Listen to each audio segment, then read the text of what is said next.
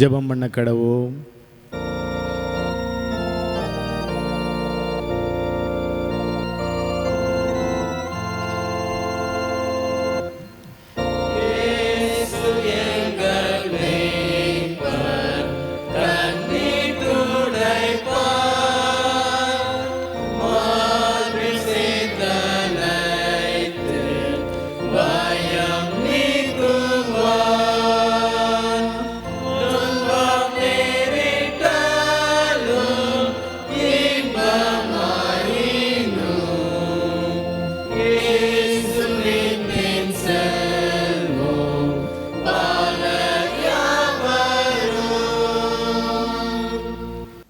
ஜெபம் செய்வோம். எங்கள் பரலோக பிதாவே, இந்த மகிழ்ச்சியான ஞாயிறு ஆராதனை வேளைக்காக நம்மை ஸ்தோத்திரிக்கிறோம். கர்த்தரை ஆராதிப்பதற்காக ஆங்காங்கே கூடியிருக்கிற நம்முடைய பிள்ளைகள் ஒவ்வொருவரையும் கர்த்தர் ஆசீர்வதிக்க வேண்டும் என்று நாங்கள் ஜெபிக்கிறோம். தேவரீ தாமே நம்முடைய மக்கள் நடுவே பிரசன்னமாயிருந்து ஆண்டவரே, நம்முடைய வார்த்தையினாலும் நம்முடைய ஆவியினாலும் எங்கள் ஒவ்வொருவரையும் நீர் பலப்படுத்தியருளும். விசேஷமாக இந்த பாலர் ஞாயிறு ஆராதனைக்காக ஸ்தோத்திரம். எங்கள் குழந்தைகளை நீர் ஆசீர்வதித்தருளும். நாங்கள் தலைமுறையாய் கர்த்தருக்கு சாட்சியாக இருக்க உதவி செய்யும். இயேசு கிறிஸ்துவின் மூலம் தாழ்மையோடு வேண்டிக் கொள்கிறோம் நல்ல பிதாவே, ஆமேன். கர்த்தராகிய இயேசு கிறிஸ்துவின் நாமத்தினாலே இந்த ஞாயிற்றுக்கிழமை பாலர் ஞாயிறு விசேஷித்த ஆராதனைக்கு வந்திருக்கிற ஒவ்வொருவரையும் நான் வாழ்த்துகிறேன். கர்த்தர் தாமே இந்த ஆராதனையின் முழு ஆசீர்வாதங்களையும் உங்கள் ஒவ்வொருவருக்கும் தருவாராக, ஆமீன். ஆண்டவருடைய நாம மகிமைக்காகவும் இந்த ஆராதனை ஆரம்பத்திற்காகவும் 200 ஆண்டு கீதங்கள் 380வது பாடலை பாடுவோம். 200 ஆண்டு கீதங்கள் 380 நேர்த்தியானது அனைத்தும் சின்னம் பெரிதெல்லாம். 380வது பாடல்.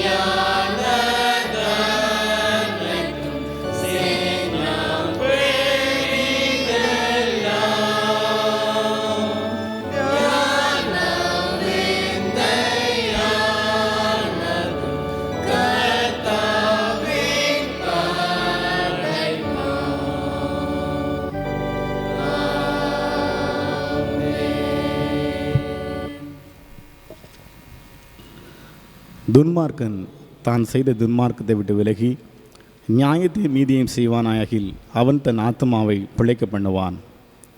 என் மீறுதலை நான் அறிந்திருக்கிறேன், என் பாவம் எப்பொழுதும் எனக்கு முன்பாக நிற்கிறது.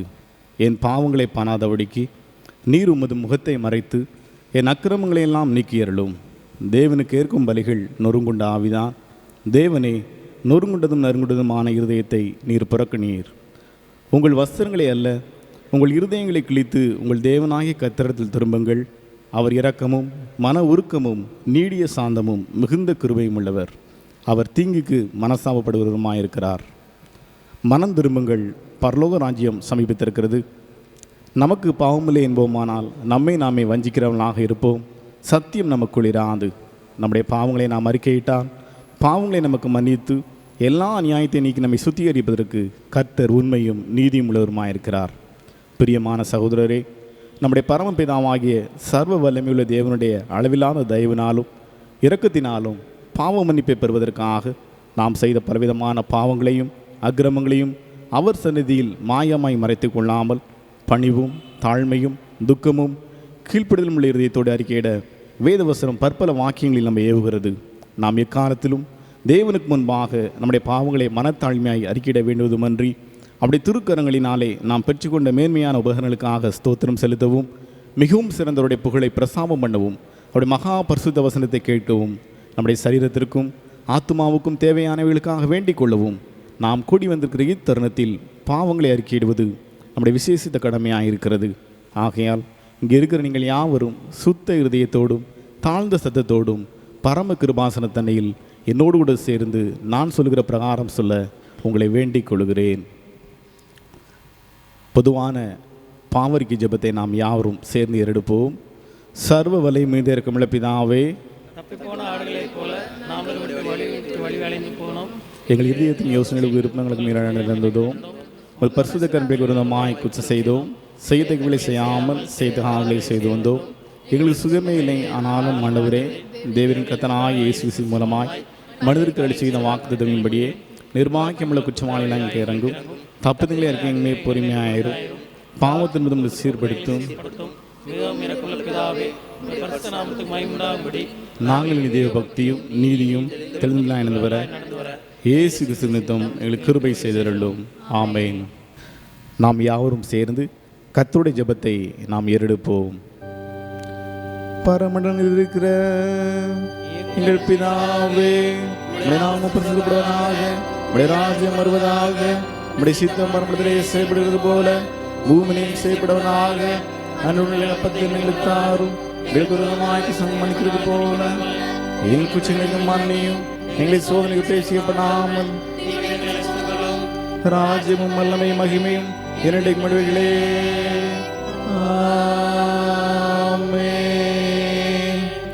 ஆண்டவரே, எங்கள் உதடுகளை திறந்தருளும்.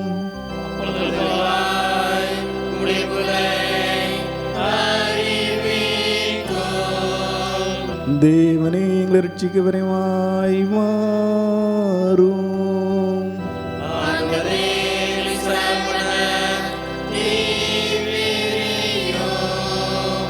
பிதாவுக்கும் குமாரனுக்கும் பரிசுத்த ஆவிக்கும் மகிமை உண்டாவதாக.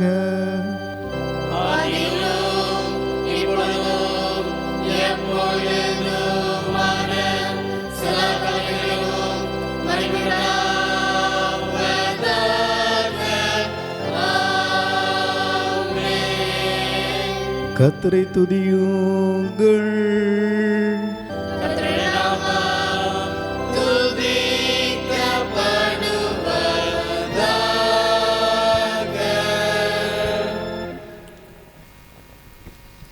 மாறி மாறி வாசிக்கும்படியாக தெரிந்து கொள்ளப்பட்ட சங்கீதம் 34 சங்கீதம் 1 வசனம் முதல் 10 வசனம் வரை. சங்கீதம் 34 சங்கீதம் 1 வசனம் முதல் 10 வசனம் வரை. கர்த்தரை நான் எக்காலத்திலும் ஸ்தோத்தரிப்பேன். அவர் துதி எப்போதும் என் வாயில் இருக்கும்.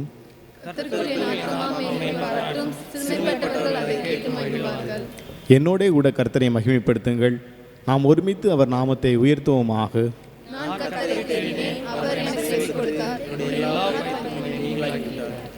அவர்கள் அவரை நோக்கி பார்த்து பிரகாசமடைந்தார்கள். அவர்கள் முகங்கள் வெட்கப்படவில்லை. இந்த ஏழை கூப்பிட்டான், கர்த்தர் கேட்டு அவனை கண்களுக்கெல்லாம் நீங்களாக்கி ரட்சித்தார். கர்த்தருடைய தூதன் அவருக்கு பயந்தவர்களை சூழ பாளையம் இறங்கி அவர்களை விடுவிக்கிறார். கர்த்தர் நல்லவர் என்பதை ருசித்து பாருங்கள், அவர்களை நம்பிக்கையாயிருக்கிற மனுஷன் பாக்கியவான். கர்த்தருடைய பரிசுத்தவான்களே, அவருக்கு பயந்திருங்கள். அவருக்கு பயந்தவர்களுக்கு குறைவில்லை. சிங்கக்குட்டிகள் தாழ்ச்சி அடைந்து பட்டினியா இருக்கும், கர்த்தரை தேடுகிறவர்களுக்கோ ஒரு நன்மையும் குறைபடாது.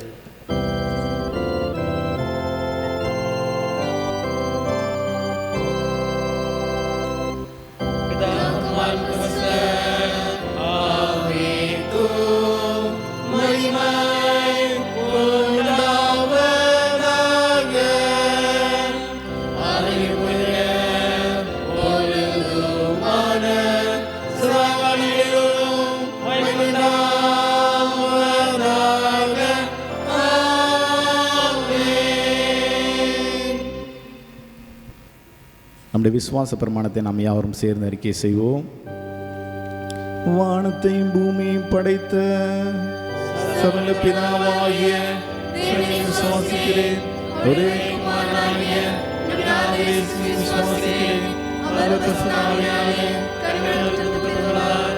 பொதுவாக காலத்தில் பாடுபட்டு சிலுவையிலிருந்து மரித்து அடக்கப்பட்டவரே, பாவத்தினார் மூன்றாம் நாள் மரித்து எழுந்திருந்தார். பரமத்திலே சகல பிதாவாகிய தேவனை வாசிக்கிறார். அவரது விசுவாசிக்கிறேன். புகழாய் விசுவாசிக்கிறேன். பரிசுத்தமாயிருக்கும் பாவமன்னிப்பும் சர்வவிதத்திலும் நித்திய விசுவாசிக்கிறேன். ஆமென். வாசிக்க வேண்டிய வேத பாடம் மத்தேயு 18:1-10 வரை. அவ்வேளையிலே சீஷர்கள் இயேசுவின் இடத்தில் வந்து, பரலோக ராஜ்யத்தில் எவன் பெரியவனாய் இருப்பான் என்று கேட்டார்கள். இயேசு ஒரு பிள்ளையை தம்மிடத்தில் அழைத்து அதை அவர்கள் நடுவே நிறுத்தி, நீங்கள் மனம் திரும்பி பிள்ளைகளைப் போல் ஆகாவிட்டால் பரலோக ராஜ்யத்தில் பிரவேசிக்க மாட்டீர்கள் என்று மெய்யாகவே உங்களுக்கு சொல்கிறேன். ஆகையால் இந்த பிள்ளையைப் போல் தன்னை தாழ்த்துகிறவன் எவனோ அவனே பரலோக ராஜ்யத்தில் பெரியவனாய் இருப்பான். இப்படிப்பட்ட ஒரு பிள்ளையை என் நாமத்தின் நிமித்தம் ஏற்றுக்கொள்கிறவன் என்னை ஏற்றுக்கொள்கிறான். என்னிடத்தில் விசுவாசமாய் இருக்கிற இந்த சிறியரில் ஒருவனுக்கு இடறல் உண்டாகிறவன் எவனோ அவனுடைய கழுத்தில் இயந்திர கல்லை கட்டி சமுத்திரத்தின் ஆழத்தில் அவனை அமிழ்த்துகிறது அவனுக்கு நலமாயிருக்கும். இடறல்களின் நிமித்தம் உலகத்துக்கு ஐயோ! இடறல்கள் வருவது அவசியம். ஆனாலும் எந்த மனுஷரால் இடறல் வருகிறதோ அவனுக்கு ஐயோ! உன் கையாவது உன் காலாவது உனக்கு இடறல் உண்டாக்கினால் அதை தரித்து எறிந்து போடு. நீ இரண்டு கையுடையவனாய் அல்லது இரண்டு காலுடையவனாய் நித்திய அக்கினியிலே தள்ளப்படுவதை பார்க்கிலும் சப்பானியாய் அல்லது ஊனனாய் நித்திய ஜீவனுக்குள் பிரவேசிப்பது உனக்கு நலமாயிருக்கும். உன் கண் உனக்கு இடறல் உண்டாக்கினால் அதை பிடுங்கி எறிந்து போடு. இரண்டு கண்ணுடையவனாய் எரிநரகத்தில் தள்ளப்படுவதை பார்க்கிலும் ஒற்றை கண்ணை ஜீவனுக்குள் பிரவேசிப்பது உனக்கு நலமாயிருக்கும். இந்த சிறியரில் ஒருவனையும் அற்பமாய் எண்ணாதபடிக்கு எச்சரிக்கையாய் இருங்கள். அவர்களுக்குரிய தேவதூதர்கள் பரலோகத்திலே என் பரம பிதாவின் சமூகத்தை எப்போதும் தரிசிக்கிறார்கள் என்று உங்களுக்கு சொல்கிறேன். பாடம் முடிந்தது. கர்த்தருடைய வார்த்தைக்காக நாம் ஜெபிப்போம். தந்தையே, ஜீவ அப்பம் நானே என்று சொன்னவரே, 40 ஆண்டுகள் வனாந்தரத்திலே தமது ஜனமாய் இஸ்ரவேலை மன்னாவால் போஷித்தவரே, இப்பொழுதும் ஆண்டவரே எங்கள் ஆவி ஆத்மா சரீரத்தை பலப்படுத்தும்படியாக உடைய வார்த்தைகளை எனக்கும் எங்களுக்கு தாரும். ஆண்டவரே, உம்மை நோக்கி பார்க்கிறோம். உடைய வார்த்தையினால் ஒரு ஆசீர்வாதங்களை எங்களுக்கு தந்தருளும். இயேசு கிறிஸ்துவின் மூலம் தாழ்மையோடு வேண்டிக் கொள்கிறோம் நல்ல பிதாவே, ஆமீன். கிறிஸ்துவுக்கு அன்பான கர்த்தருடைய பிள்ளைகளே, இந்த பாலர் ஞாயிறு ஆராதனையிலே கர்த்தராகிய இயேசு கிறிஸ்துவின் நாமத்தினால் ஒவ்வொரு வரையும் நான் வாழ்த்துகிறேன். விசேஷமாய் குழந்தைகளை நான் வாழ்த்துகிறேன். இவ்வாறு நாம் சொல்லலாம், குழந்தைகள்தான் இந்த திருச்சபையின் சொத்து என்று சொல்லலாம். They are the assets of the church. Not only that, they are the future of the church. திருச்சபையின் எதிர்காலமும் தேசத்தின் எதிர்காலமும் சபையின் எதிர்காலமும் இந்த குழந்தைகள் அடிப்படையில் தான் அமைந்திருக்கிறது. ஆகவே அதிகமான நேரத்தை, நம்முடைய செல்வத்தை, நம்முடைய ரிசோர்ஸஸை குழந்தைகளை வளர்ப்பதிலே, அவர்களை உருவாக்குவதிலே பயன்படுத்தும்படியாக தேவாதி தேவன் நம்மை அழைக்கிறார். We are supposed to invest more money and more resources and more time on developing our children so that they may be very good members as well as good citizens of this country as well as for this nation. அன்பானவர்களே, தெருக்களிலே வாழும் சிறுவர்களை நாம் பார்க்கிறோம், பிச்சை எடுக்கும் சிறுவர்களை நாம் பார்க்கிறோம். சிறுவர்கள் அடிக்கடி கடத்தப்படுவதை குறித்து நாம் கேள்விப்படுகிறோம். பெற்றோர் இல்லாத திக்கற்ற குழந்தைகளை குறித்து நாம் கேள்விப்படுகிறோம். சில குழந்தைகள் கருவிலேயே அழிக்கப்பட்டு விடுகிறார்கள். சில குழந்தைகள் வளரும் பருவத்திலே அவர்கள் போதை வஸ்துகளுக்கு அடிமையாகி விடுகிறார்கள். சைல்டு அபியூஸ், சிறு குழந்தைகளை தவறாக பயன்படுத்தும் ஒரு நிலை நாளுக்கு நாள் பெருகி வளர்ந்து வருகிறதை குறித்து நாம் கேள்விப்படுகிறோம். குழந்தைகள் வேலை செய்கிறார்கள். பெற்றோருக்கு, கணவன் மனைவிக்கு இடையிலே இருக்கிற தவறான புரிந்து கொள்ளுதல்கள், பிரச்சனைகள் குழந்தைகளை தினந்தோறும் பாதித்து வருகிறது. இப்படிப்பட்ட ஒரு சூழ்நிலையிலே நம்முடைய கர்த்தராகிய இயேசு கிறிஸ்து குழந்தைகளை பற்றி என்ன சொல்கிறார் என்று சொல்லி நாம் கவனிக்க இருக்கிறோம். அதற்காகத்தான் மத்தேயு எழுதின சுவிசேஷம் 18ஆம் அதிகாரத்தின் 10 வசனங்களை வேதபாகமாக நாம் வாசிக்க கேட்டோம். முதலாவதாக மத்தேயு எழுதின சுவிசேஷம் 18ஆம் அதிகாரம் 2, 3, 4 வசனங்களை நாம் மறுபடியும் வாசிக்க கேட்போம். மத்தேயு 18, 2, 3, 4 வசனங்கள். இயேசு ஒரு பிள்ளையை தம்மிடத்தில் அழைத்து அதை அவர்கள் நடுவே நிறுத்தி, நீங்கள் மனம் திரும்பி பிள்ளைகளைப் போல் ஆகாவிட்டால் பரலோக ராஜ்யத்தில் பிரவேசிக்க மாட்டீர்கள் என்று மெய்யாகவே உங்களுக்கு சொல்கிறேன். ஆகையால் இந்த பிள்ளையைப் போல தன்னை தாழ்த்துகிறவன் எவனோ அவனே பரலோக ராஜ்யத்தில் பெரியவனாயிருப்பான். கிறிஸ்துவுக்குள் அன்பானவர்களே, குழந்தைகள் என்று நினைத்தவுடனே நாம் பொதுவாக அவர்களுக்கு என்ன கற்றுக் கொடுக்கலாம் என்று தான் நாம் யோசிக்கிறோம். ஆனால் கர்த்தராகிய இயேசு கிறிஸ்து இங்கே என்ன சொல்கிறார்? லேர்ன் ஃப்ரம் த சில்ட்ரன், குழந்தைகளிடத்திலிருந்து நீங்கள் கற்றுக்கொள்ளுங்கள் என்று சொல்லி அழைக்கிறார். அன்பானவர்களே, குழந்தைகளிடத்திலிருந்து நாம் கற்றுக்கொள்ள வேண்டுமாம். இயேசு சொன்னார், நீங்கள் மனம் திரும்பி பிள்ளைகளைப் போல மாற வேண்டும் என்று சொன்னார். குழந்தைகளிடத்திலே இருக்கிற அந்த தாழ்மை, குழந்தையிடத்தில் இருக்கிற த டிபெண்டன்ஸ், பெற்றோரை சார்ந்திருக்கும் தன்மை, குழந்தைகள் எளிதாக பிறர் தங்களுக்கு செய்யும் தீமைகளை மறந்துவிடும் ஒரு தன்மை, இவைகளையெல்லாம் குழந்தைகளிடத்திலிருந்து நீங்கள் கற்றுக்கொள்ளுங்கள் என்று இயேசு சொன்னார். குழந்தைகளுக்கு கற்றுக்கொள்வது எளிது. அன்பானவர்களே, பெரியவர்களை விட குழந்தைகள் மிக வேகமாக கற்றுவிடுகிறார்கள், எதையுமே கற்றுக்கொள்ளுகிறார்கள். ஏனென்றால் அவர்களுடைய உள்ளம் ஏற்றுக்கொள்வதற்கு ஆயத்தமாக இருக்கிறது. ஆகவே பெரியவர்களாகிய நாமும் எப்பொழுது கற்றுக்கொள்வோம் என்று சொன்னால், when we unlearn what we have learned maybe very wrongly through our experiences, then we will start learning new things. அன்பானவர்களே, நாம் ஏற்கனவே நம்முடைய அனுபவத்தின் வாயிலாக சில வேளைகளிலே தவறான காரியங்களை கற்றுவிடுகிறோம். ஆனால் அதை சரியாக கற்றுக்கொள்வதற்கு நாம் குழந்தைகளை முன்மாதிரிகளாக பார்க்க வேண்டும் என்று சொல்லி இந்த நாளிலே நாம் அழைக்கப்படுகிறோம்.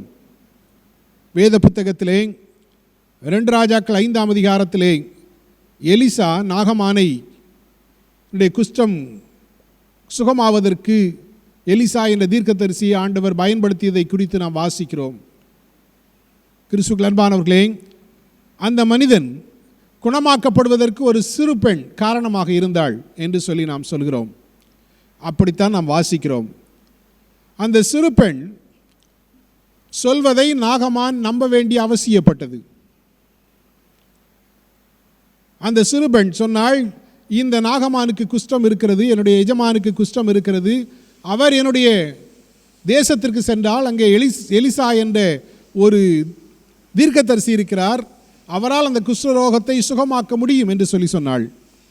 ஆகவே இங்கே நாகமான் he has to unlearn that his leprosy cannot be cured. குஷ்டரோகம் என்பது அது சுகமாகவே முடியாது என்று சொல்லி ஒருவேளை நாகமான் நினைத்து கொண்டிருக்கலாம், அல்லது முயற்சிகள் செய்து தோல்வியுற்றி இனி இதுதான் என்னுடைய வாழ்வு என்று சொல்லி யோசித்திருக்கலாம். ஆனால் அவன் ஒரு குழந்தை மூலமாக அழைக்கப்படுகிறான். எதற்காக அழைக்கப்படுகிறான்? குஷ்டரோகமும் சுகமாக முடியும், ஆகவே அது தேவனால் முடியும். எங்களுடைய ஊரிலே ஒரு தீர்க்கதரிசி இருக்கிறார், அவரிடத்திலே சென்றால் அந்த சுகம் கிடைக்கும் என்று சொல்லி அவன் கற்றுக்கொள்ள வேண்டியது இருந்தது. அதை அவன் அந்த குழந்தையினிடத்திலே கற்றுக்கொண்டான். அங்கே போகிறான், தீர்க்கதரிசி சந்திக்கிறான். தீர்க்கதரிசி வீட்டிற்குள்ளே இருந்தே அவனுக்கு சொல்லி அனுப்புகிறார், யோர்தானிலே போய் 7 முறை முழுகினால் குஷ்டரோகம் சுகமாகிவிடும் என்று சொல்லி. நாகமானுக்கு கோபம் வருகிறது. எங்கள் நாட்டிலே இதைவிட மிக சிறந்த நதிகளெல்லாம் இருக்கிறது, இவர் வெளியே வந்து அன்பாய் பேசி என்மேல் கையை வைத்து என்னை சுகமாக்குவார் என்று யோசித்தால் ஏதோ ஒன்றை சொல்லி அனுப்புகிறார் என்று கோபம் அடைகிறார். அப்பொழுது அவரோடு சென்று அவருடைய வேலைக்காரர்கள் சொல்கிறார்கள், சிறிய காரியத்தை தானே சொன்னார், செய்து பார்த்தால் என்ன என்று சொல்கிறார்கள். அன்பான கர்த்தருடைய பிள்ளைகளே, இங்கேயும் நாகமான் கற்றுக்கொள்ள வேண்டியது இருந்தது. யாரிடத்திலே கற்றுக்கொள்ள வேண்டியது இருந்தது? தன்னுடைய வேலைக்காரரிடத்திலே. அன்பானவர்களே, எப்பொழுது நாம் ஞானம் உள்ளவர்களாக விளங்க முடிகிறது? சிறு குழந்தைகளை பார்த்து நாம் பல காரியங்களை கற்றுக்கொள்ள வேண்டும். ஆகவே மாறிக்கொண்டிருக்கிற உலகத்திலே ஏற்கனவே நான் 30 வருடம் 40 வருடம் 50 வருடம் 60 வருடம் 70 வருடம் வாழ்ந்து விட்டேன், ஆகவே என்னுடைய அனுபவங்கள் தான் சிறந்தவை, ஆகவே அதுதான் சிறந்தவை என்று சொல்லி யோசிக்கும் வரை பல புதிய காரியங்களை கற்றுக்கொள்ள முடியாமல் போகிறோம். We need to unlearn certain things so that we can learn new things, good things. ஆண்டவராய் இயேசு சொன்னார், இந்த குழந்தைகளை நடுவிலே நிறுத்தி இந்த குழந்தைகளைப் போல நீங்கள் மாற வேண்டும். They are the models for living என்று சொன்னார். வாழ்வதற்கு நல்ல முன்மாதிரிகளை அவர்களிடத்திலிருந்து நீங்கள் கற்றுக்கொள்ளுங்கள், அவர்களிடத்திலிருந்து தாழ்மையை கற்றுக்கொள்ளுங்கள் என்று சொல்லி தம்முடைய சீஷர்களுக்கு சொன்னார். ஏன் அவ்வாறு சொன்னார்? இயேசு கிறிஸ்துடைய சீஷர்கள் இயேசுவோடு இருந்தும் அவர் சொன்னதை சரியாக புரிந்து கொள்ளவில்லை. இயேசு கிறிஸ்து அவர்களிடத்திலே இருந்தபோது அவர்கள் இவ்வாறு சொன்னார்கள், அந்த தேவனுடைய ராஜ்யத்திலே யார் பெரியவனாயிருப்பான் என்று சொல்லி இயேசுவினிடத்திலே கேட்கிறார்கள். அன்பானவர்களே, தேவனுடைய ராஜ்யத்தை பற்றி அவர்களுடைய புரிந்து கொள்ளுதல் தவறானதாக இருந்தது. அவர்கள் என்ன புரிந்து கொண்டிருந்தார்கள்? இயேசு கிறிஸ்து ராஜாவாக இருப்பார், நாம் எல்லாரும் அங்கே மந்திரிகளாக அதற்கு அடுத்த ஸ்தானத்தில் இருப்போம், 12 பேரில் யார் ரொம்ப பெரிய பவரில் இருப்பா, யார் குறைஞ்ச பவரில் இருப்பா என்று யோசித்து கொண்டிருந்தார்கள். ஆகவே அவர்கள் தேவனுடைய ராஜ்யத்தை பற்றி ஏற்கனவே அவர்கள் ஒருவேளை கற்றுக்கொண்டது, அவர்கள் நினைத்திருந்தது. they need to unlearn that so that they can learn from the children என்று இயேசு சொன்னார். முதலாவது ஏற்கனவே உங்களுக்கு இருக்கிற அந்த மைண்ட் செட்லேருந்து வெளியே வாருங்கள். So learn from the children, இந்த குழந்தைகளிடத்திலிருந்து கற்றுக்கொள்ளுங்கள் என்று சொல்லி இங்கே இயேசு கிறிஸ்து சொல்வதை பார்க்கிறோம். அன்பானவர்களே, நாம் let us learn from the children, குழந்தைகளிடத்திலிருந்து கற்றுக்கொள்வோம், தாழ்மையை கற்றுக்கொள்வோம், பெற்றோரை சார்ந்திருப்பது போல தேவனை சார்ந்து வாழ்வதை கற்றுக்கொள்வோம். பிறர் நமக்கு தீமை செய்யும் போது குழந்தைகள் தீமை செய்ததை மறந்து திரும்ப அன்பு செலுத்துவது போல மறந்து திரும்ப அன்பு செலுத்த கற்றுக்கொள்வோம். இந்த நாளிலே குழந்தைகளிடத்திலே கற்றுக்கொள்ளும்படி தேவாதி தேவன் நம்மை அழைக்கிறார். இரண்டாவதாக, இயேசு கிறிஸ்து குழந்தைகளை பற்றி சொன்ன இந்த பகுதி நமக்கு என்ன சொல்கிறது என்று சொல்லி பார்ப்போம். மத்தேயு எழுதின சுவிசேஷம் 18ஆம் அதிகாரம் 5ஆம் வசனத்தை வாசிக்க கேட்போம். மத்தேயு 18:5. இப்படிப்பட்ட ஒரு பிள்ளையை என் நாமத்து நிமித்தம் ஏற்றுக்கொள்கிறவன் என்னை ஏற்றுக்கொள்கிறான். கிறிஸ்துவுக்குள் அன்பானவர்களே, இரண்டாவது கர்த்தராகிய இயேசு கிறிஸ்து என்ன சொன்னார்? அக்செப்ட் த சில்ட்ரன் என்று சொன்னார். முதலாவது சொன்னார் லேர்ன் ஃப்ரம் த சில்ட்ரன், சிறுவர்களிடத்திலே கற்றுக்கொள்ளுங்கள் என்று இயேசு சொன்னார். இரண்டாவது சொல்கிறார் சிறுவர்களை ஏற்றுக்கொள்ளுங்கள் என்று சொல்கிறார். ஜார்ஜ் மேக்டொனால்டு என்ற ஒரு ரைட்டர், அவர் எழுதியதின் தமிழாக்கம் இவ்வாறு நான் வாசிக்கிறேன். தங்கள் வீட்டின் வாசலருகே விளையாடும் சிறுவர்களை இடையூறாக கருதுபவர்களுடைய கிறிஸ்தவம் கேள்விக்குரியது என்று சொல்கிறார். ஆகவே தங்களுடைய வீட்டின் வாசலருகே விளையாடும் சிறுவர்களை இடையூறாக தொந்தரவாக நினைக்கிற மக்களுடைய கிறிஸ்தவம் அது எனக்கு கேள்விக்குறியாயிருக்கிறது என்று சொல்லி அவர் எழுதியிருக்கிறார். அன்பானவர்களே, குழந்தைகளை ஏற்றுக்கொள்ளும்படி ஆண்டவராய் இயேசு கற்றுக் கொடுத்தார். மார்க் எழுதின சுவிசேஷம் 9ஆம் அதிகாரம் 36-37 வசனங்களிலே நம்முடைய ஆண்டவராய் இயேசு கிறிஸ்து அந்த நிகழ்விலே எப்படி நடந்து கொண்டார் என்று சொல்லி நாம் வாசிக்க கேட்போம். மார்க் 9:36-37. ஒரு சிறு பிள்ளையை எடுத்து அதை அவர்கள் நடுவிலே நிறுத்தி அதை அணைத்து கொண்டு, இப்படிப்பட்ட சிறு பிள்ளைகளில் ஒன்றை என் நாமத்தினாலே ஏற்றுக்கொள்கிறவன் என்னை ஏற்றுக்கொள்கிறான், என்னை ஏற்றுக்கொள்கிறவன் என்னை அல்ல, என்னை அனுப்பினவரை ஏற்றுக்கொள்கிறான் என்றார். இங்கே இயேசு கிறிஸ்து ஒரு சிறு குழந்தையை அணைத்துக் கொள்கிறார். அன்பானவர்களே, இயேசு கிறிஸ்து அணைத்து கொண்ட சிறு குழந்தை யார் என்று சொல்லி பாரம்பரியம் சில காரியங்களை சொல்கிறது. இக்னேஷியஸ் ஆஃப் ஆன்டியோக் என்ற ஒரு திருச்சபையின் தந்தை என்று அழைக்கப்பட்ட அந்த இக்னேஷியஸ், அந்தியோகியாவில் உள்ள இக்னேஷியஸ், அவர் ஆண்டவருடைய ஊழியக்காரராக இருந்தார். பல திருச்சபையின் போதகங்களை எழுதினார். கடைசியாக இரத்த சாட்சியாகி மரித்தார். அவர்தான் இயேசு கிறிஸ்து அணைத்து கொண்டார், அவரை தம்முடைய மடியிலே தூக்கி வைத்திருந்தார் என்று ஒரு பாரம்பரியம் இருந்ததாம். ஆகவே இக்னேஷியஸ் ஆஃப் ஆன்டியோக்கை தியோஃபோரஸ் என்று அழைத்தார்களாம். அன்பானவர்களே, ஆகவே கடவுளால் அழைக்கப்பட்டவர், கடவுளால் சுமக்கப்பட்டவர் என்று சொல்லி அழைத்தார்களாம். அன்பானவர்களே, சிறு குழந்தைகளை ஆண்டவராய் இயேசு கிறிஸ்து அணைத்து கொண்டார், அரவணைத்து கொண்டார், அவர்களை நேசித்தார். இயேசு கிறிஸ்து சிறு குழந்தைகளை அணைத்து கொண்டதை நாம் வேத புத்தகத்திலே வாசிக்கிறோம். நம்முடைய குழந்தைகளை we need to accept them. We accept them with their inabilities. அவர்களுக்கு சில காரியங்கள் முடியாது, அந்த முடியாது என்றாலும் அவர்களை ஏற்றுக்கொள்ள வேண்டும். அதை நாம் பொதுவாக செய்வோம். ஒரு சிறு குழந்தை தனக்கு எப்படி ஒரு ஆடையை போட்டுக்கொள்ள வேண்டும் என்று தெரியாவிட்டால் we accept that, we help them. அவர்களுக்கு உதவி செய்கிறோம். தங்களுடைய வாழ்க்கையிலே ஒருவேளை ஒரு குறிப்பிட்ட பாடம் அவர்களுக்கு தெரியவில்லை என்று சொன்னால் அவர்களுக்கு நாம் உதவி செய்கிறோம். நாம் அவர்களுக்கு உதவி செய்யும்போது when we accept them with their inability, அவர்களுடைய இயலாமையிலே நாம் அவர்களை ஏற்றுக்கொள்ளும் போது they will trust us. அவர்கள் நம்மை சார்ந்து வாழ ஆரம்பிக்கிறார்கள். we must accept them with their ignorance. அவர்களுடைய அறியாமையோடு அவர்களை ஏற்றுக்கொள்ள வேண்டும். சில காரியங்கள் அவர்களுக்கு தெரியாமல் சில காரியங்களை கேட்கும்போது இது கூட தெரியலையா அப்படின்னு சொல்லி insult பண்ணுவதல்ல. we need to accept them with their ignorance. அன்பானவர்களே, அப்பொழுது they will admire you. அது மாத்திரமல்ல, we need to accept them with their mistakes. அவருடைய தவறுகளோடு அவர்களை ஏற்றுக்கொள்ள வேண்டும். சில வேளைகளிலே நாம் என்ன யோசிக்கிறோம், குழந்தைகள் என்றால் இப்படித்தான் இருக்க வேண்டும், இது சரி இது தவறு, ஆகவே இப்படி தவறெல்லாம் செய்யக்கூடாது என்று சொல்லி யோசிக்கிறோம். But we need to accept them. அவர்கள் தவறு செய்யக்கூடாது தான், அதற்கு நாம் உதவி செய்ய வேண்டும் தான். அதே சமயத்தில் we need to accept them with their mistakes. அப்படி நாம் அவர்களை தவறுகளோடு சேர்த்து அவர்களை ஏற்றுக்கொள்ளும் போது they began to love us. நம்மை நேசிக்க ஆரம்பிக்கிறார்கள். எனக்கு ஒரு சந்தித்த ஒரு நிகழ்வு நான் சொல்ல விரும்புகிறேன். ஒரு முறை ஒரு வீட்டிற்கு சென்றிருந்த போது அந்த வீட்டிலே உள்ள அந்த சிறுவன், ஸ்கூல் போகிற சிறுவன், அவனும் ஃபஸ்ட் ஆர் செகண்ட் ஸ்டாண்டர்ட் படிப்பான் என்று யோசிக்கிறேன். உடனே அந்த பெற்றோர் என்னிடத்தில் இந்த பையன் ஸ்கூலுக்கே போக மாட்டேங்க ஐயா, அவனுக்காக ஜோம் பண்ணுங்க என்று சொல்லி அவனை என்னிடத்திலே கொண்டு விட்டார்கள். ஆகவே நான் அந்த சிறுவனிடத்திலே பேச ஆரம்பித்தேன். அவனிடத்தில் அவன் பெயர் என்ன எல்லாம் கேட்டுவிட்டு அவனை கொஞ்சம் பேச வைத்து விட்டு அவனிடத்தில் கேட்டேன், ஏன்பா ஸ்கூல் போக மாட்டேங்க என்று சொல்லி கேட்டேன். உடனே அந்த சிறுவன் ஸ்பான்டேனியஸாக உடனே ஒரு பதில் சொன்னான், அந்த டீச்சர் கிழவி டீச்சர் என்று சொன்னான். எனக்கு வேடிக்கையாக இருந்தது. அவங்க அம்மா அப்பாவுக்கு கோவம் வந்துடுச்சு. அது என்ன டீச்சரை என்ன சொல்கிறான் பாருங்கள், இப்படி இருந்தால் அவன் எப்படி படிப்பான் அப்படின்னு சொன்னார்கள்.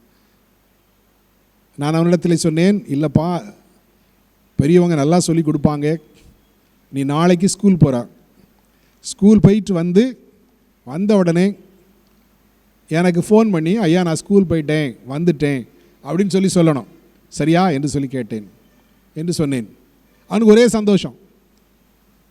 அன்று ஜெபித்து விட்டு நான் வீட்டுக்கு வந்து விட்டேன். அடுத்த நாள் காலையில் மாத்திரம் அவன் ஸ்கூல் இருந்துச்சு. 1 மணிக்கு எனக்கு கரெக்டாக ஒரு ஃபோன் வந்துடும், ஐயா என்று சொல்லி, ஐயா நான் ஸ்கூல் போயிட்டு வந்துட்டேன் என்று சொல்வான். தொடர்ந்து பல நாட்கள் அவன் இப்படி ஒவ்வொரு நாளும் ஸ்கூல் போயிட்டு வந்தான். ஐயா நான் ஸ்கூல் போயிட்டு வந்தேன் என்று சொல்வான். சந்தோஷமாக இருந்தது. பிறகு அவனை நிறுத்துறது பெரிய கஷ்டமாயிடுச்சு. ஸ்கூல் போயிட்டு வந்துட்டேன் டெய்லி எல்லா நாளும் வந்தவொடனே சொன்னான். அன்பானவர்களே, அவன் சொன்ன தவறுக்காக அதை வேடிக்கையாக எடுத்துக்கொள்ளாமல் கடினமாக நாம் பேசி அவனை கண்டித்து இருக்கும்போது சில வேளைகளிலே நாம் நினைத்ததை செய்து முடிக்க முடியாமல் போய்விடுகிறோம். We need to accept them with their mistakes and we need to teach them that is a mistake. பல வேளைகளில் நம்முடைய பிள்ளைகளை அவர்கள் தவறு செய்கிறார்கள் என்பதை உணரும் முன்பே அவர்களை தண்டிக்க ஆரம்பிக்கும் போது வெறுப்பு கூடுகிறது, அன்பு குறைந்து போகிறது. அன்பானவர்களே, we need to accept their forgetfulness. நம்முடைய குழந்தைகளில் மறக்கும் தன்மையை நாம் ஏற்றுக்கொள்ள வேண்டும். எளிதாக சில காரியங்களை மறந்து விடுவார்கள். இப்படி செய்யணும்னு சொல்லுவோம், செய்ய மாட்டாங்க. அடுத்த நாள் செய்ய மாட்டாங்க. திரும்ப சொல்லுவோம், திரும்ப செய்ய மாட்டாங்க. பின்பு நாம் கோபம் அடைந்து விடுகிறோம். ஆகவே தான் வேதம் சொல்கிறது, உபாகமம் 6வது அதிகாரம் 7, 8, 9 பாருங்கள். உபாகமம் 6வது அதிகாரத்திலே குழந்தைகளோடு எப்படி நாம் சொல்லிக்கொண்டே இருக்க வேண்டும் என்று சொல்லி வேதம் நமக்கு கற்றுத்தருகிறது. உபாகமம் 6, 7, 8, 9 வாசிக்க கேட்போம். இன்று நான் உனக்கு கட்டளையிடுகிற இந்த வார்த்தைகள் உன் இருதயத்தில் இருக்க கடவுது. நீ அவைகளை உன் பிள்ளைகளுக்கு கருத்தாய் போதித்து, நீ உன் வீட்டில் உட்கார்ந்திருக்கிற போதும், வழியில் நடக்கிற போதும், படுத்து கொள்கிற போதும், எழுந்திருக்கிற போதும் அவைகளை குறித்து பேசி, அவைகளை உன் கையின் மேல் அடையாளமாக கட்டிக்கொள்வாயாக. அவைகள் உன் கண்களுக்கு நடுவே ஞாபகக்குறியாக இருக்க கடவுது. அவைகளை உன் வீட்டு நிலைகளிலும் உன் வீட்டு வாசல்களிலும் எழுதுவாயாக. அன்பானவர்களே, அவர்கள் எளிதில் நாம் சொல்லுகிற சில ஒழுங்குமுறைகளை, வழிமுறைகளை மறந்து விடுவார்கள். மறந்து விட்டார்களே என்று சொல்லி கோபப்பட்டு அவர்களை நாம் மிக கடினமாக நடத்தும்போது அது நல்ல விளைவுகளை கொண்டு வருமா என்று சொல்ல முடியாது. ஆனால் சொல்லிக்கொண்டே இருக்க வேண்டும். we let us talk to them. நடக்கும்போது, போகும்போது, ஒருவேளை பயணம் செய்யும்போது, நம்முடைய பக்கத்திலே ஒருவேளை ஒரு கடைக்கு கூட்டிக் கொண்டு செல்லும்போது, நம்முடைய பிள்ளைகளிடத்திலே ஆண்டவருக்கு அடுத்த காரியங்களை நாம் பேசிக்கொண்டே இருப்போம். ஒருவேளை உடனே அவர்கள் கவனிக்காதது போல தெரிந்தால் கூட ஒரு நாளில் நிச்சயமாக அதற்கு சிறந்த பலன் உண்டு. அன்பானவர்களே, ஆகவே தான் ஆண்டவர் கற்றுக் கொடுத்தார். நீங்கள் நடக்கும்போது, போகும்போது, படுத்திருக்கும்போது, எழும்பும்போது உங்கள் குழந்தைகளிடத்திலே நீங்கள் பேசிக்கொண்டிருங்கள் என்று சொன்னார். அன்பானவர்களே, if you accept a child, you accept Jesus Christ. இயேசு சொன்னார், ஒரு குழந்தையை ஏற்றுக்கொண்டால் நீ என்னை ஏற்றுக்கொள்கிறார் என்று பொருள் என்று சொன்னார். எவ்வளோ பெரிய ஒரு பாக்கியம். அன்பானவர்களே, குழந்தைகளை ஏற்றுக்கொள்ளுங்கள். ஆண்டவரை ஏற்றுக்கொள்வதற்கு, இயேசுவை ஏற்றுக்கொள்வதற்கு அது சமானம். accept them with their inabilities, they will trust you. அவருடைய இயலாமையோடு அவர்களை ஏற்றுக்கொள்ளுங்கள், அவர்கள் உங்களை நம்புவார்கள். அவருடைய அறியாமையிலே accept them with their ignorance, அவர்களுடைய அறியாமையோடு அவர்களை ஏற்றுக்கொள்ளுங்கள். they will admire at you. accept them with their mistakes, they will love you. அவருடைய குறைவுகளோடு அவர்களை, தவறுகளோடு அவர்களை ஏற்றுக்கொள்ளுங்கள், அவர்கள் உங்களை நேசிப்பார்கள். accept them with their forgetfulness, அவர்கள் மறந்து விடுவார்கள், ஆனாலும் ஏற்றுக்கொள்ளுங்கள், சொல்லிக்கொண்டே இருங்கள், நல்ல பலன் கிடைக்கும். accept them with their talents, அவருடைய அந்த நல்ல திறமைகளோடு அவர்களை ஏற்றுக்கொள்ளுங்கள். they will grow in it, அவர்கள் அதிலே வளர்ந்து கொண்டே இருப்பார்கள். accepting a child is very important. it is equivalent to accepting Jesus Christ. ஒரு குழந்தையை ஏற்றுக்கொள்வது அது இயேசுவை ஏற்றுக்கொள்வதற்கு சமானம் என்று ஆண்டவராக இயேசு கற்றுக் கொடுத்தார். முதலாவது சொன்னோம், let us learn from the children.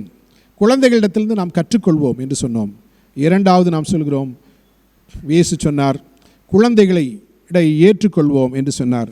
மூன்றாவதாக மத்தேயு எழுதின சுவிசேஷம் 18ஆம் அதிகாரம் 6, 7 வசனங்களை நாம் வாசிக்க கேட்போம். மத்தேயு 18, 6, 7.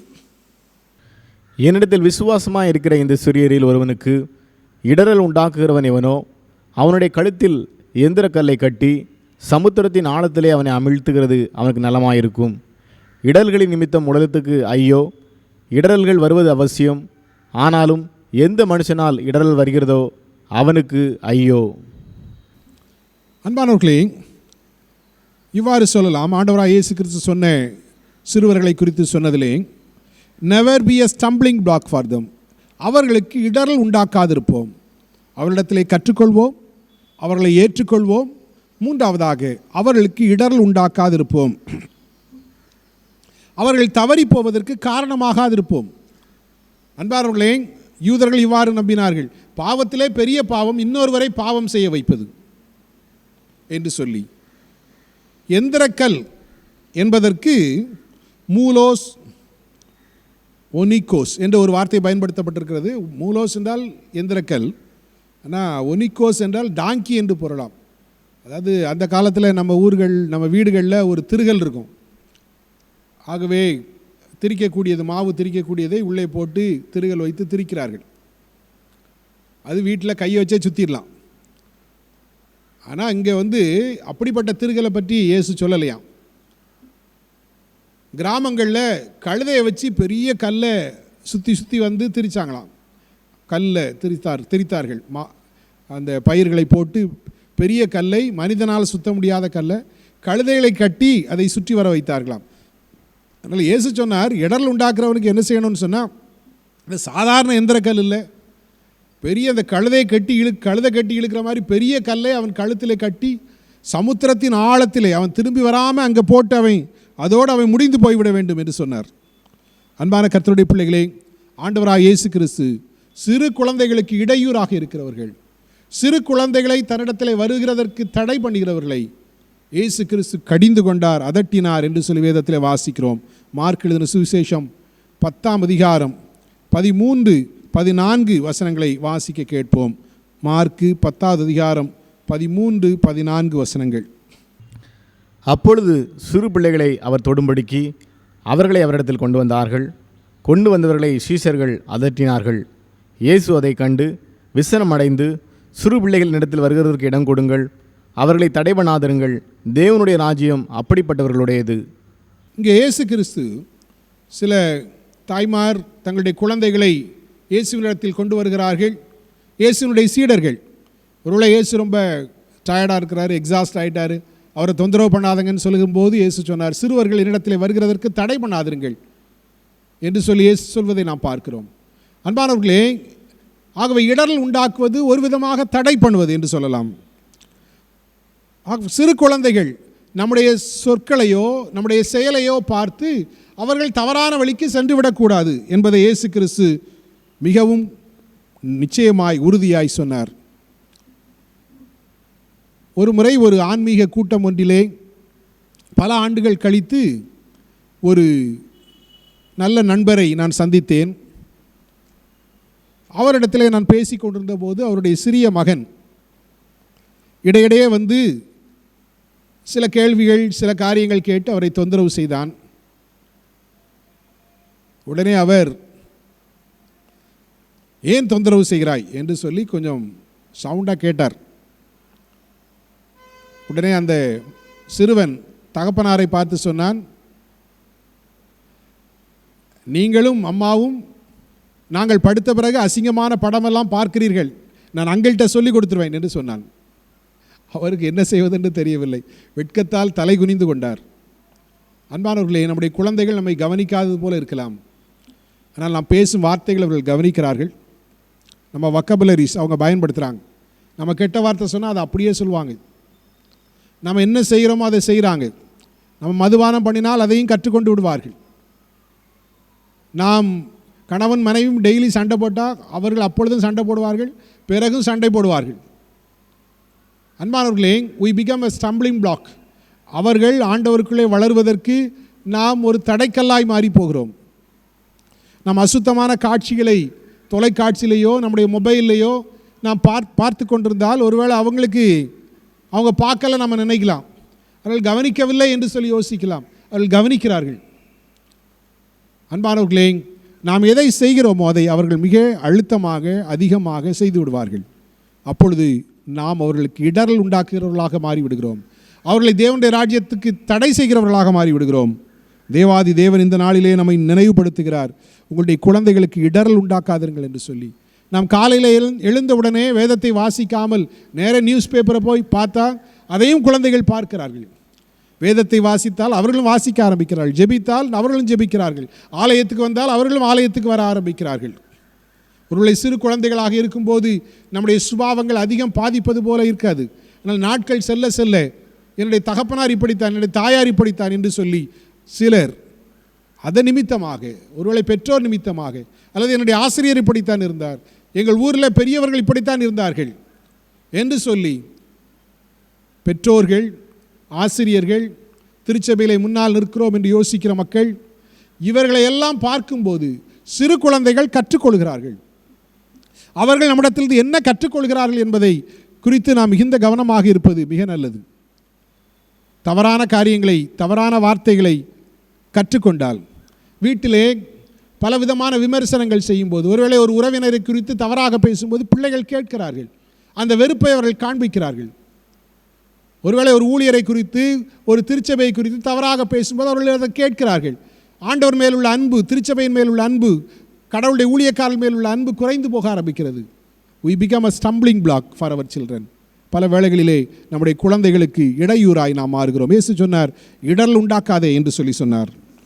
அன்பானவர்களே, ஆகவே முதலாவது நாம் பார்த்தோம், let us learn from the children. நம்முடைய குழந்தைகளிடத்திலிருந்து கற்றுக்கொள்வோம் என்று பார்த்தோம். அதை இயேசு சொன்னார். இரண்டாவது, ஆண்டவராய் இயேசு கிறிஸ்து சொன்ன போதனை, குழந்தைகளை ஏற்றுக்கொள்வோம் என்று சொன்னார். மூன்றாவதாக, குழந்தைகளுக்கு இடரல் உண்டாக்காதிருங்கள் என்று சொன்னார்.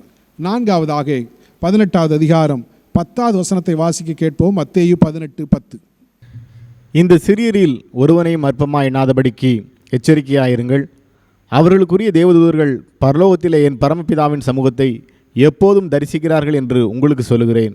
கிறிஸ்துவுக்குள் அன்பானவர்களே, சில வேளைகளிலே நாம் சிறு குழந்தைகள் தானே, இவர்களுக்கு என்ன தெரியும் என்று சொல்லி நாம் யோசிக்க ஆரம்பிக்கிறோம். they are very small children, அவங்களுக்கு என்ன தெரியும், இதெல்லாம் புரியாது என்று யோசிக்கிறோம்.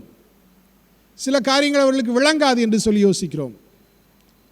ஆனால் இயேசு கிறிஸ்து சொன்னார், அவர்களை அற்பமாக எண்ணாதிருங்கள், அவர்களுக்குரிய உரிய தேவதூதர்கள் என் பிதாவின் முகத்தை தினந்தோறும் தரிசிக்கிறார்கள் என்று இயேசு சொன்னதை நாம் இங்கே பார்க்கிறோம்.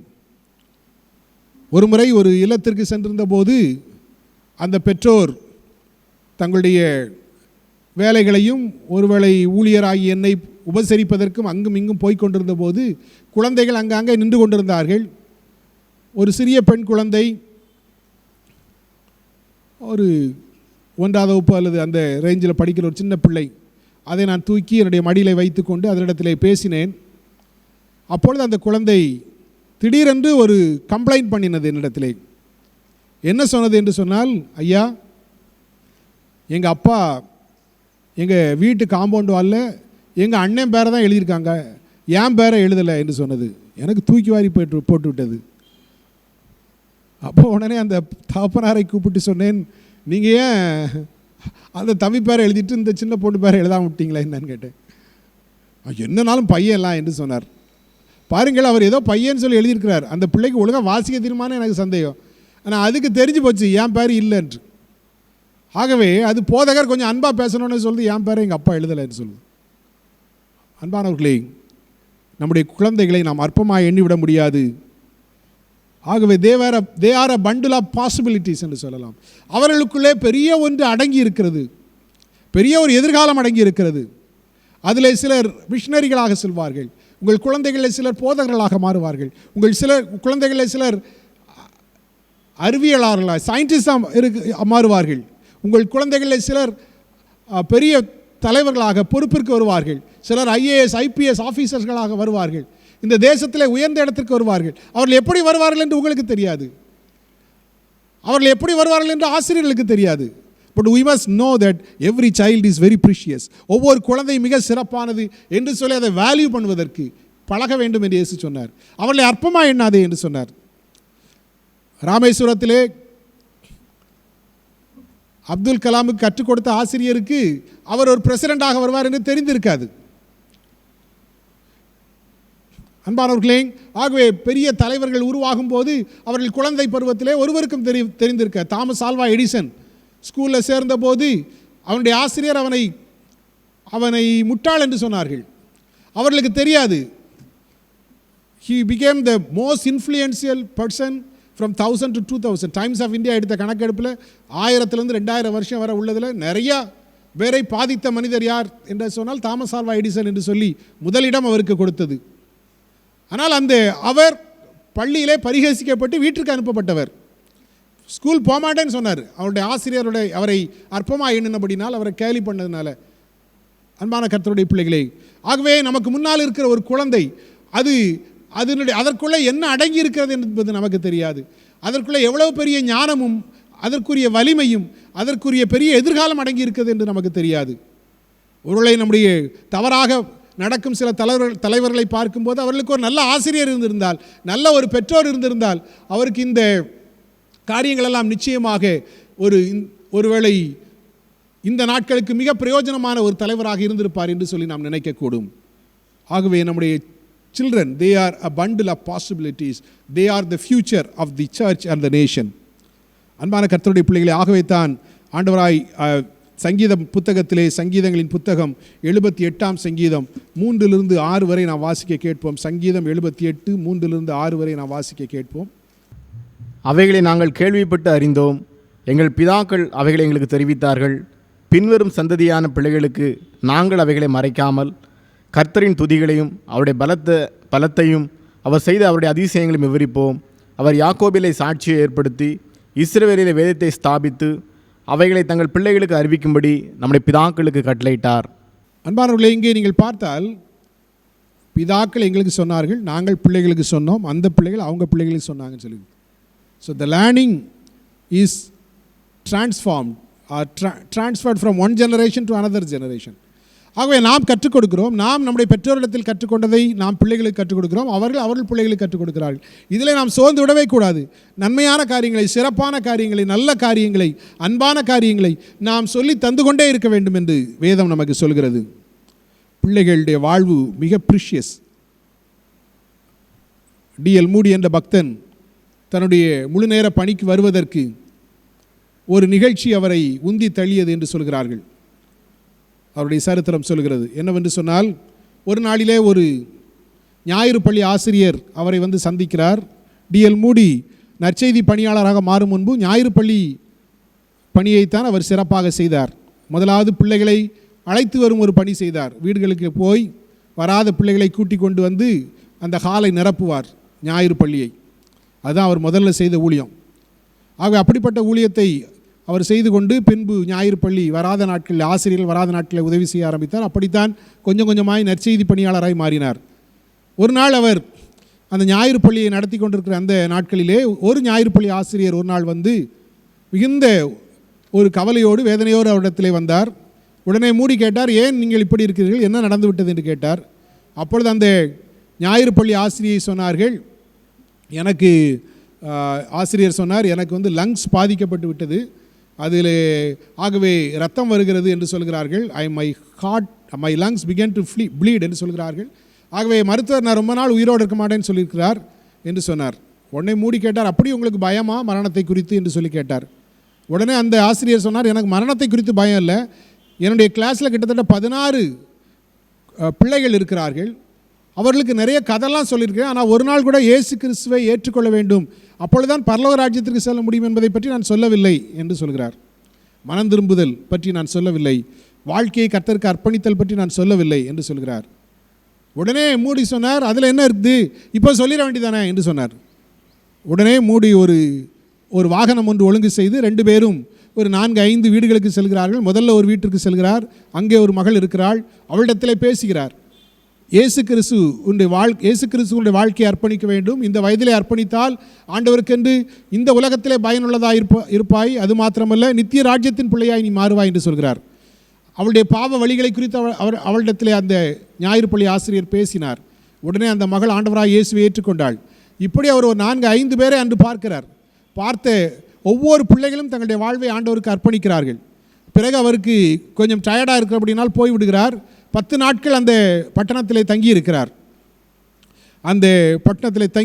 ஏனென்றால் அவருடைய லங்ஸ் பாதிக்கப்பட்டு விட்ட அப்படினால் வேறொரு இடத்திற்கு செல்லும்படி மருத்துவர் அவரை சொல்லிவிட்டார். இங்கே இருந்தால் வந்து சீக்கிரமாய் நீர் மரித்து போவீர், இன்னொரு இடத்துக்கு போனால் ஒருவேளை கூட கொஞ்சம் காலம் நீடிக்கலாம் என்று சொல்லி மருத்துவர் சொல்கிறார். ஆகவே ஞாயிறு பாடசாலை 10 ஆசிரியர் 10 நாள் அங்கே தங்கியிருக்கிறார். 10 நாள் இடையிடையே போய் தனக்கு நேரம் இருக்கும்போதெல்லாம் இந்த பிள்ளைகளை சந்தித்து இயேசுவை பற்றி சொல்கிறார். அன்பானவர்களே, அவர் அந்த ஊரை விட்டு போகக்கூடிய ஒரு நாள் வருகிறது. அப்பொழுது D.L. மூடி இடத்திலே சொல்கிறார், அந்த குழந்தைகள் 16 பேரையும் அவர்கள் ஒரு இடத்திலே சந்திக்கிறார்கள். அப்பொழுது அந்த ஓய்வு நாள் பள்ளி ஆசிரியர் சந்தோஷப்படுகிறார். பிறகு அவர் ரயிலுக்கு செல்கிறார். அப்பொழுது இவ்வாறு அந்த பயோகிராஃபி ரைட்டர் சொல்கிறார், தன்னுடைய கரங்களை மேலே சுட்டி காட்டி நாம் அனைவரும் நித்தியத்திலே சந்திப்போம் என்ற மகிழ்ச்சியோடு அவர் கடந்து சென்றார் என்று எழுதுகிறார். அன்பான கர்த்தருடைய பிள்ளைகளே, அப்பொழுதுதான் டிஎல் மூடிக்கு தெரிந்தது. ஆகவே அவர் பிஸ்னஸில் ரொம்ப இன்ட்ரெஸ்டடாக இருந்தார்.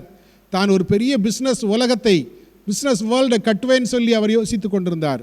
அப்பொழுதுதான் யோசித்தார், ஒரு வியாபார, ஒரு பெரிய எம்பையரை, சாம்ராஜ்யத்தை கட்டுவதை காட்டிலும் இயேசு கிறிஸ்துவுக்கென்று அநேக மக்கள் அவரை ஏற்றுக்கொண்டு அவருடைய ராஜ்யத்தை கட்டுவது அதைவிட முக்கியமானது என்று சொல்லி முழு நேர படிக்கு அவரை அர்ப்பணிக்க வைத்தது இந்த நிகழ்ச்சி என்று சொல்லி அவருடைய பயோகிராஃபி சொல்கிறது.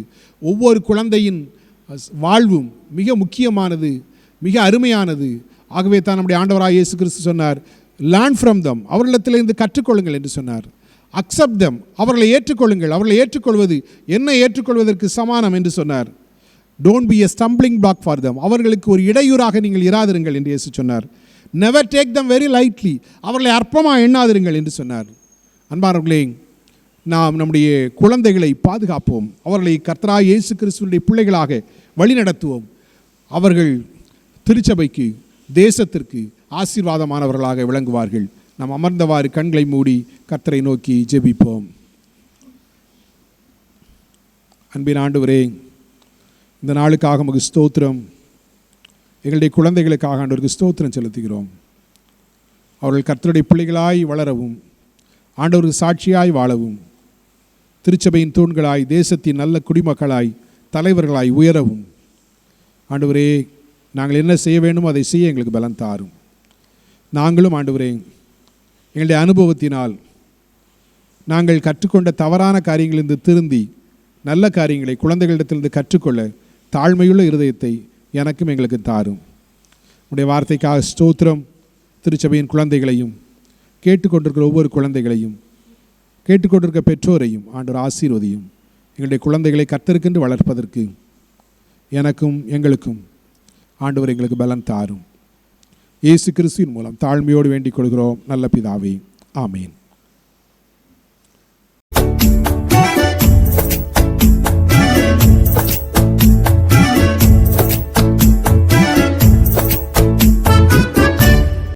வல்லமையுண்டு உண்டு அற்புத வல்லமை இயேசுவின் இரத்தத்தால்.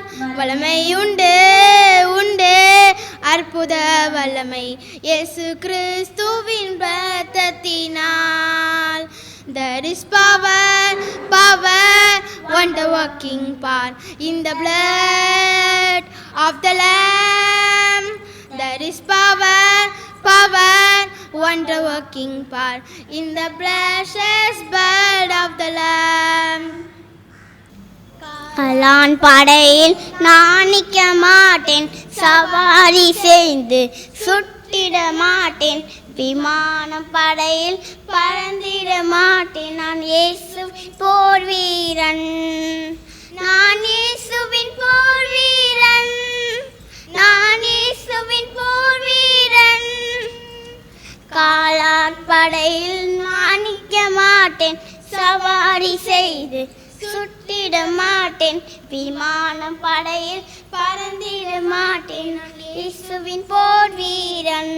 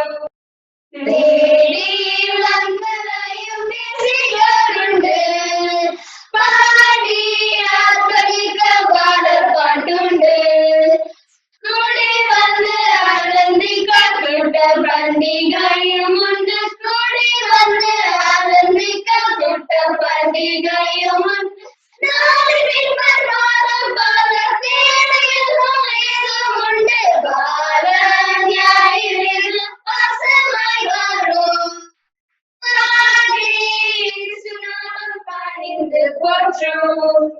இன்று மட்டும் நம்மை ஏந்தி வந்தாரே, என்றும் நித்தியமும் பாதுகாப்பாரே. அன்பின் சங்கம் என்னை கொண்டு ஆத்மநேசம் செய்து வாழும். அன்பின் சங்கம் என்னை கொண்டு ஆத்மநேசம் செய்து வாழும். என்னை முடியாத நன்மையை ஏகமாக எண்ணிக்கொண்டு வாழ ஞாயிறு பசமாய் மாறும். பாடி இயேசு நாமம் பணிந்து போற்றும். My name is Gladson Beniel. I am going to tell Psalms 121. I will lift up my eyes to the hills, from whence come my help. My help comes from the Lord who made heaven and the earth. He will not allow your foot to be moved. He who keeps Israel shall not neither slumber nor sleep. The Lord is your keeper. The Lord is your shade at your right hand. Lord is your shade at your right hand. The sun shall not strike you by day, nor the moon by night. The Lord shall preserve you from all evil and preserve your soul. The Lord shall preserve your going out and coming in from this time forth forever. Thank you. My name is Gibson Samuel. I am going to tell Psalms 46. God is a shelter and strength at the times of troubles. So we will not afraid, even the earth is shaken and the mountains fall into the ocean depths. So even if the seas roar and rage and the hills shaken by the violence, there is a city that brings joy to the city of God, to the sacred house of Most High. God is in that city and it will never be destroyed. At early dawn he will come to its aid. Nations are terrified, kingdoms are shaken, God thunders and the earth dissolves. The Lord Almighty is with us, the Lord of Jacob is our refuge. Come and see what the Lord has done, see what amazing things he has done in the earth. He stops wars and break bows and destroys spears all over the world. He stops fighting, he says, and no, I am God, supreme among the nations, supreme among the world. The Lord Almighty is with us, the Lord of Jacob is our refuge. Thank you. Hello friends, என் பேர் தான் B பிரேவிட்ராஜ். நான் இப்போ உங்களுக்கு ஒரு கதை சொல்ல போறேன். கப்பர்நகூம் அப்படின்னு ஒரு ஊர்ல திமிர்வாதக்காரன் அப்படின்னு ஒரு இருந்தானா. திமிர்வாதக்காரன் யாருன்னு தெரியுமா ஃப்ரெண்ட்ஸ்? அவனால நடக்கவே முடியாது, ஓட முடியாது, குதிக்க முடியாது, படுத்தே தான் கிடப்பான். உடனே 4 ஃப்ரெண்ட்ஸ் தான் இருப்பாங்க. 1 2 3 4 4 ஃப்ரெண்ட்ஸ் இருந்தோடனே உடனே அவங்க நினைப்பாங்க ஃப்ரெண்ட்ஸ் எல்லாம், இவனை நம்ம எப்படியாவது நடக்க வச்சிடணும் அப்படின்னு நடக்கும் போது உடனே கப்பர்நகூம்ல நம்ம ஏசப்பா வந்தாங்க. உடனே அந்த திமிர்வாதக்காரன்னு ஏசப்பா கிட்ட கூட்டிட்டு போனாங்க. அங்க போய் பார்த்தா கூட்டமா இருந்துச்சு. அவங்களால உள்ளேயே போக முடியல. உடனே இந்த மாதிரி மாடிப்படி வழியா ஏறி மேல்கூரைய பிட்டு உள்ள கயிற போட்டு உள்ள இறக்குறாங்களாம். உடனே ஏசப்பா எங்க விசுவாசத்தை பார்த்து ஆச்சரியப்பட்டாங்களாம். உடனே உன்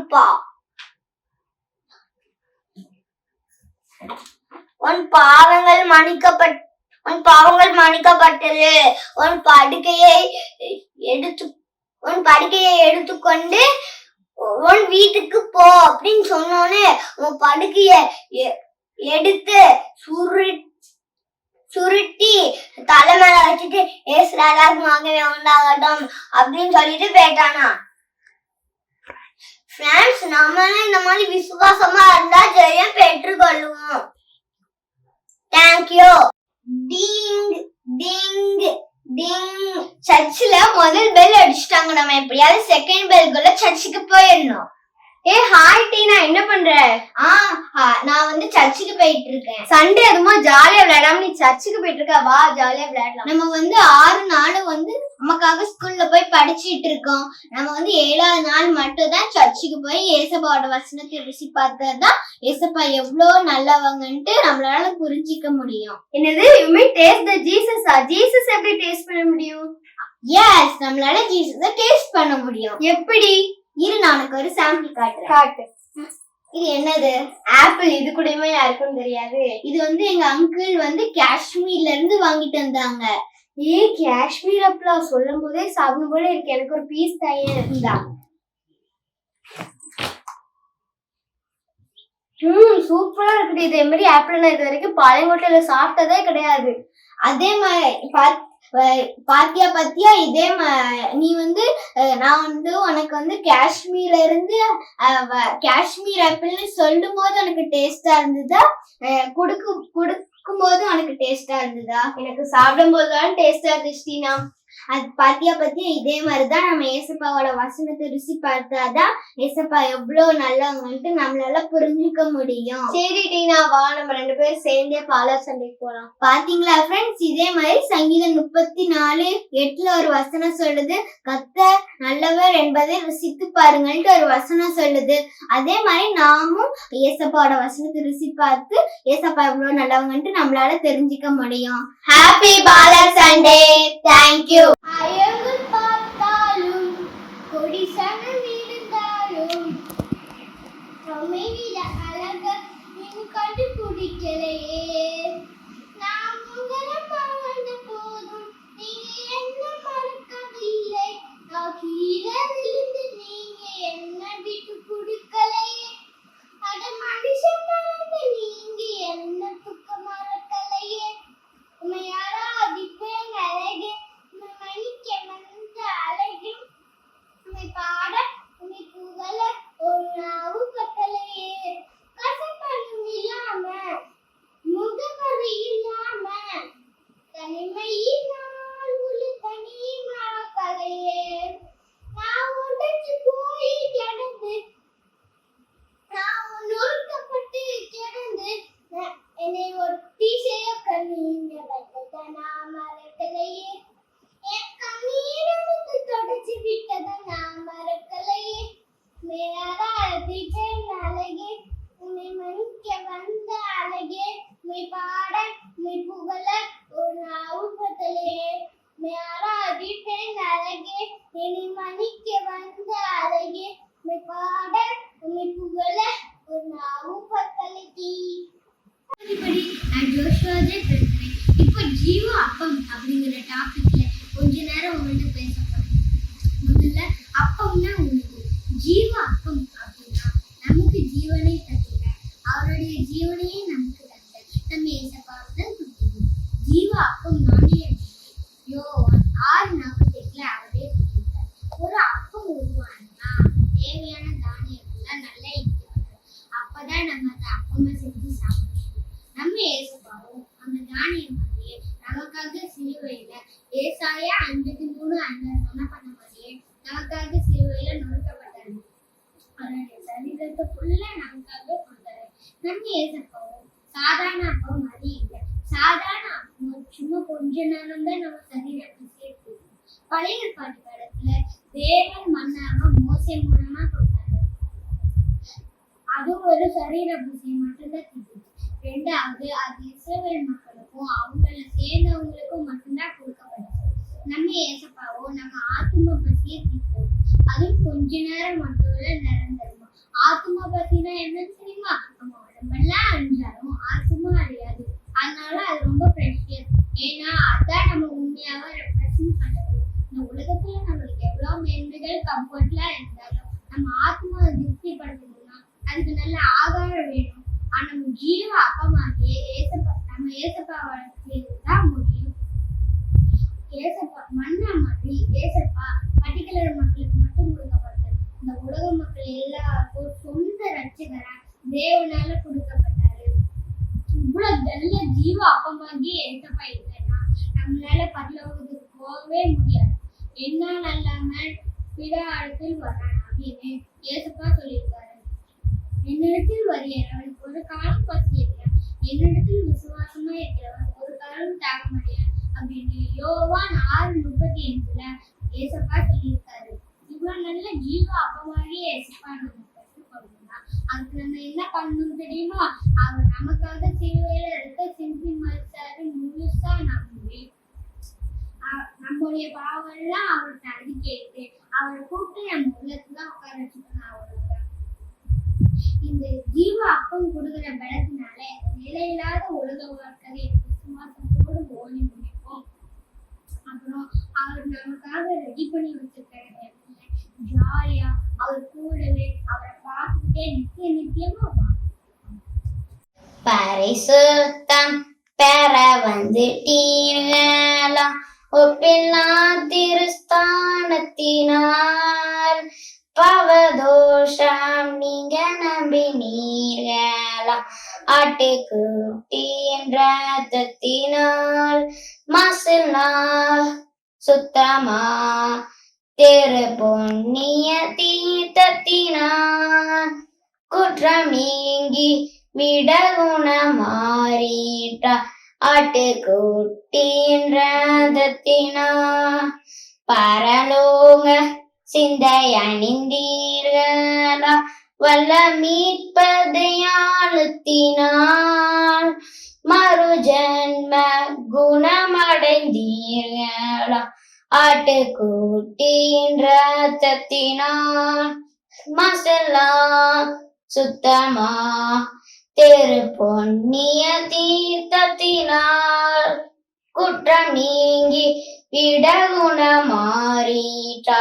ஆட்டுக்குட்டியின் ரத்தத்தினால் மணவாளன் வர கழிப்பீர்களா துய நதியின் ஸ்தானத்தினால் மோட்சக்காரை ஏறி சுகிப்பீர்களா ஆட்டுக்குட்டியின் ரத்தத்தினால் மசல்லா சுத்தமா திரு பொன்னிய தீர்த்தத்தினால் குற்றம் நீங்கி விடகுணமாறிட்டா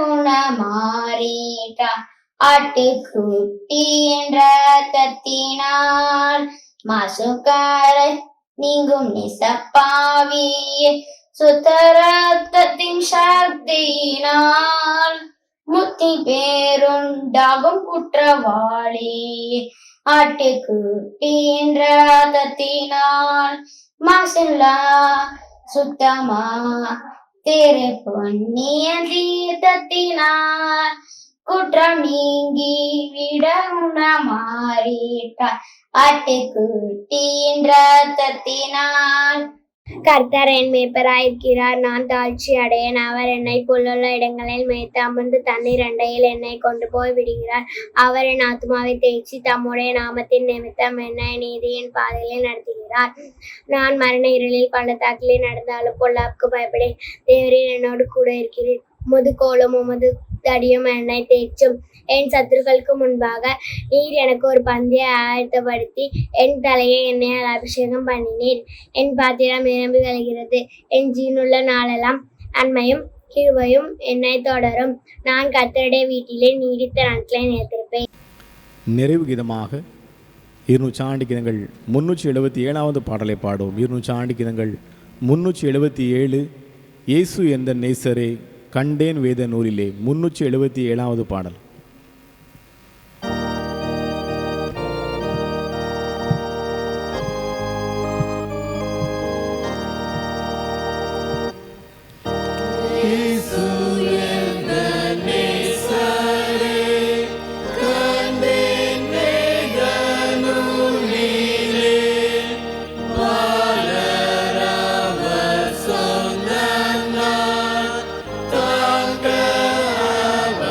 Bye.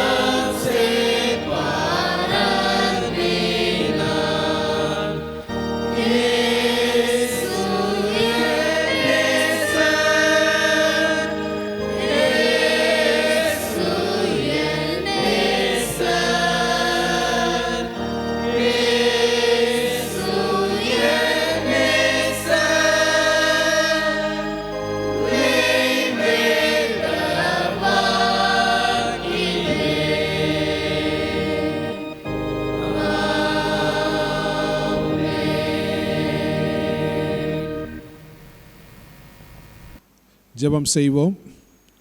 பரலோக பிதாவே, உமக்கு ஸ்தோத்திரம். இந்த ஞாயிற்றுக்கிழமையிலே கர்த்தரை ஆராதிப்பதற்கு ஆண்டவர் எங்களுக்கு கொடுத்த வாய்ப்புக்காக நன்றி. இதுவரைக்கும் எங்களை பாதுகாத்தீர், உமக்கு ஸ்தோத்திரம் செலுத்துகிறோம்.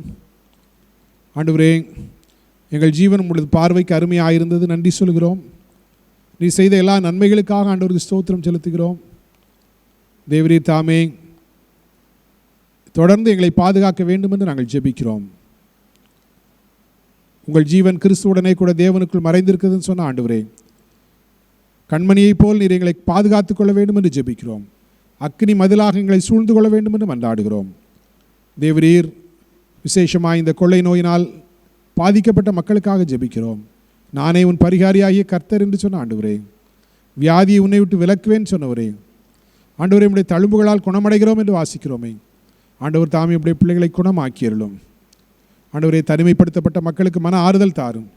இம்மானுவேல் என்று சொல்லி வேதம் சொல்கிறதே ஆண்டவரே, நீர் உம்முடைய பிள்ளைகளோடு கூட இரும் சுவாமி. தேவ கிருபை உம்முடைய மக்களோடு கூட இருக்க வேண்டும் என்று நாங்கள் ஜெபிக்கிறோம். நீர் இம்மானுவேலாக இருந்து உடைய பிள்ளைகளை ஆசீர்வதியும். உடைய பிரசன்னத்தினால் ஆண்டவரே அவர்களுடைய தனிமை உணர்விலிருந்து அவர்களுக்கு விடுதலை தாரும். பரிசுத்த ஆவியானவர் இடைவிடாமல் அவர்களோடு செயல்பட வேண்டும் என்று நாங்கள் ஜெபிக்கிறோம். தகப்பனே, இந்த பணியிலே முன்னணியிலே நிற்கிற மருத்துவர்கள், காவலர்கள், ஆண்டவரே நர்சஸ், அதே போல் மற்ற எல்லா பணியாளர்களுக்காக ஜெபிக்கிறோம். தலைவர்களுக்காக, அதிகாரிகளுக்காக ஜெபிக்கிறோம். ஆண்டவரே, தொடர்ந்து பணி செய்கிற எல்லா போதகர்களுக்காக ஜெபிக்கிறோம். ஒவ்வொருவரையும் ஆண்டவர் பாதுகாத்து கொள்ளுங்க. பணிகளில் ஈடுபட்டிருக்க மக்களை காத்துக்கொள்ளுங்க.